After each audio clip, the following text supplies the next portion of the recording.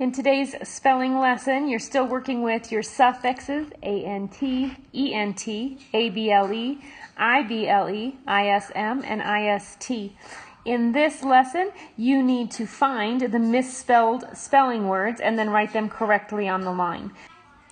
I usually ask students to circle the misspelled word in the passage so that it's easier to identify. I'm going to read your spelling list to you again.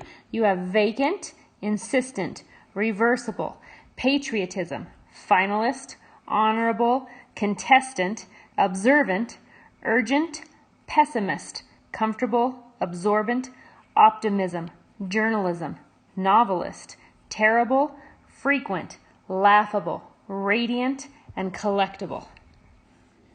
So when you start your reading, you just read through a sentence and then go back and see if you find any misspelled words. Do you like travel adventure stories? And you can see that everything in that sentence is spelled correctly, and there aren't any of your spelling words in there, so that's another indication for you that there's not a misspelled word in that sentence. If so, then Around the World in 80 Days by Jules Verne is a book for you. Again, there's not a spelling word in that sentence. Verne was a 19th century French writer and novelist who also wrote some of the earliest science fiction stories. Well, if we look at this, we can see novelist, that's one of our words. And if we find novelist in our spelling list, we can see that it is not spelled correctly in the passage. So number 15 is novelist. And novelist is spelled N-O-V-E-L-I-S-T. And in the passage, it's spelled N-O-V-A-L-I-S-T.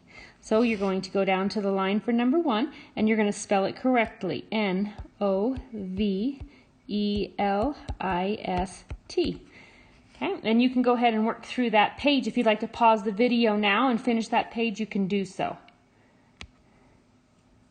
On page 377, you are working on writing abbreviations. And remember, when we talk about abbreviations, we're just talking about shortened forms for words. And you can see some abbreviations have capital letters and periods, and others use only capital letters. So when we're talking about states, you'll notice like Montana is capital M, capital T, and there aren't any periods used.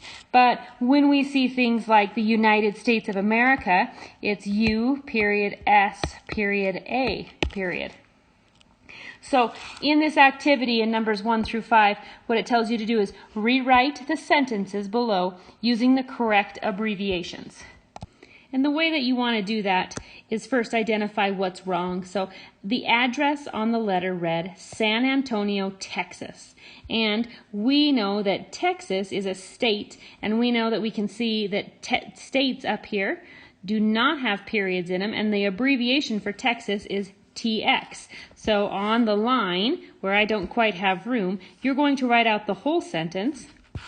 The address on the letter read San Antonio, comma, and then T, capital X for Texas. Please make sure that you are using capitalization where appropriate and your punctuation, making sure that you have ending marks at the end of every sentence too. So number 1 is done with you, so you have 2, 3, 4, and 5 to complete on your own. And remember, if you're having a hard time, refer to the table at the top of the page to get help with your abbreviations.